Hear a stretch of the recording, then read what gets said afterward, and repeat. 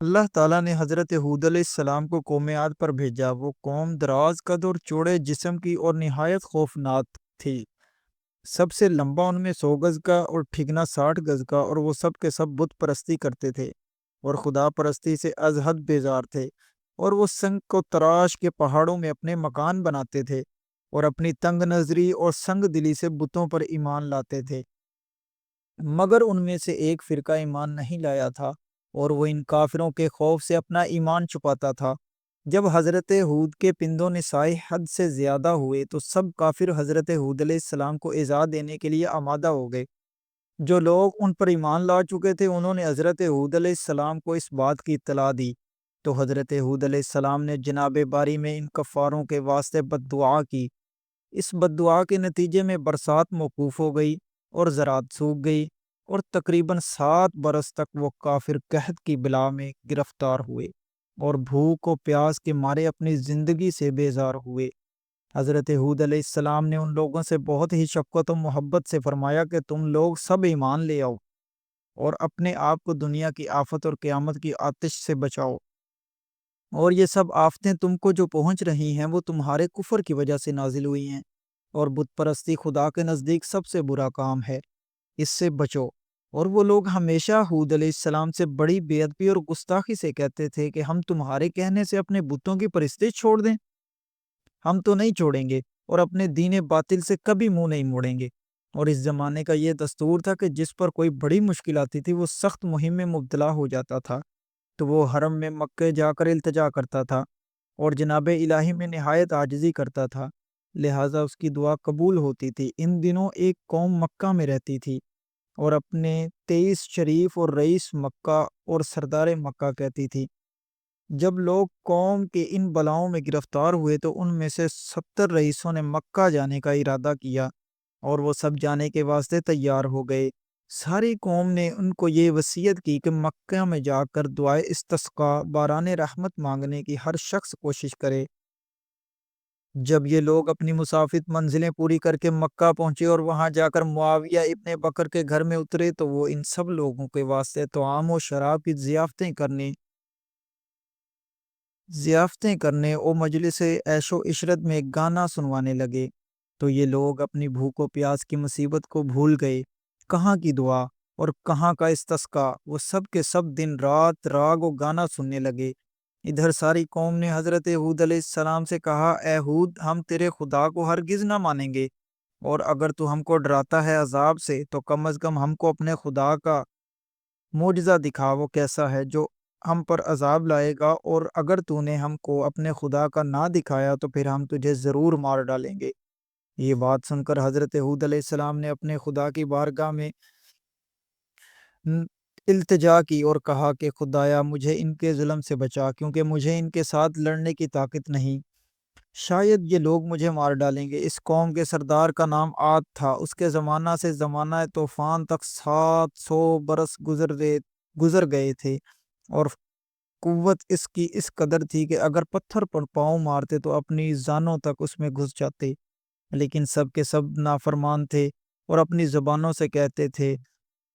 ترجمہ یعنی کون ایسا ہے پردہ زمین پر کہ ہم سے قوت زیادہ رکھتا ہو؟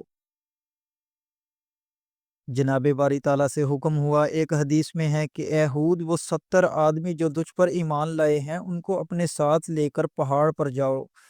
تب حضرت ہود ان کو لے کر پہاڑ پر چلے گئے اور کہا، اے قوم، اب تم کو ہوا ہلاک کرے گی اور تم پر غضب الہی قریب آئے گا۔ وہ بولے، کون ایسی ہوا ہے جو ہم پر غالب ہوگی؟ تب خدا تعالیٰ نے حضرت ہود علیہ السلام سے ارشاد فرمایا کہ اپنی قوم سے کہہ دو، آیت کریمہ جس کا ترجمہ ہے، اے میری قوم، اپنے گناہ بخشواؤ اپنے رب سے، اور پھر اپنے کو رجوع کرو اس کی طرف تاکہ تم پر چھوڑ دے آسمان سے دھاریں اور زیادہ سے زیادہ تم کو دے، اور نہ پھر جاؤ تم گناہگار ہو کر۔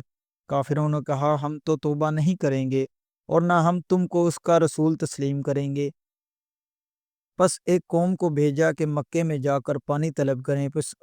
پس اس قوم میں سے 6 آدمی مکہ کو گئے، ان میں سے صرف 2 شخص مسلمان تھے لیکن دین اپنا چھپائے رکھے تھے، اور ان دونوں کا نام مزید اور لکیم تھا، اور ان کے سردار کا نام کیل تھا۔ یہ 70,000 آدمی لے کر مکہ کو گئے۔ مزید نے ان سے کہا کہ جب تک تم حضرت ہود پر ایمان نہ لاؤ گے اس وقت تک تم پر باران رحمت کا برسنا موقوف رہے گا۔ اس کے بعد مزید اور لکیم نے کہا یا الہی یہ لوگ تیری رحمت کے قائل نہیں ہیں تو ہماری حاجتیں پوری کر۔ بارگاہ الہی سے آواز آئی کہ کیا مانگتا ہے؟ کیا مانگتا ہے مانگ۔ مزید نے کہا یا الہی میں تا قیامت تک دنیا میں بھوکا نہ رہوں۔ حکم ہوا کہ میں نے تیری یہ حاجت قبول کر لی۔ بعد لکیم نے کہا یا الہی 7 دفعہ کی عمر مجھے عطا کر جس کی عمر چاہوں بعد بطن 3,000 برس تک زندگانی کروں۔ حکم ہوا میں نے تجھے بخشی۔ اور کیل نے کہا کہ خداوند کوئی ہماری قوم میں بیمار نہیں ہوا کہ تجھ سے شفا چاہوں اور نہ کسی مشکل میں پڑا ہوں کہ تجھ سے یاری مانگوں، مگر پانی مانگتا ہوں واسطے قوم عاد کے۔ اتنے میں 3 ساعت کے اندر ابر سیاہ و سفید و سرخ پیدا ہوا اور آواز آئی کہ اے کیل ان 3 میں سے جس کو چاہے اختیار کر۔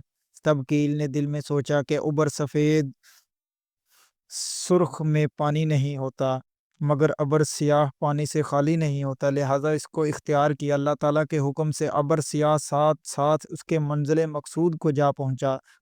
وہب ابن منبع نے روایت کی ہے کہ 7ویں زمین پر ایک ہوا ہے اور اس کا نام ہے ریح العقیم ہے اور 70,000 زنجیروں سے اس کو باندھ کر رکھا ہے اور 70,000 فرشتے اس پر محافظ اور موکل ہیں۔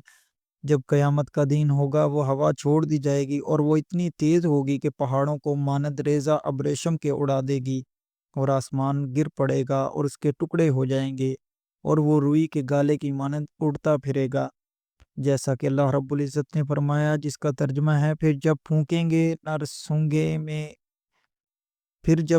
نرسنگے میں ایک پھونک اور اٹھائی جاوے گی، زمین اور پہاڑ ٹپک جاویں گے، ایک چوٹ اس دن ہو پڑے گی، ہو پڑنے والی، اور پھٹ جاوے گا آسمان، پھر اس دن وہ سست ہوگا۔ حکم ہوا کہ اے فرشتوں وہ ہوا کو میں عاد پر کچھ دیر کے واسطے چھوڑ دو۔ تب انہوں نے عرض کی اے جبار عالم کس قدر چھوڑ دیں؟ حکم ہوا کہ گائے کی ناک کے نتنے کے انداز سے چھوڑ دو۔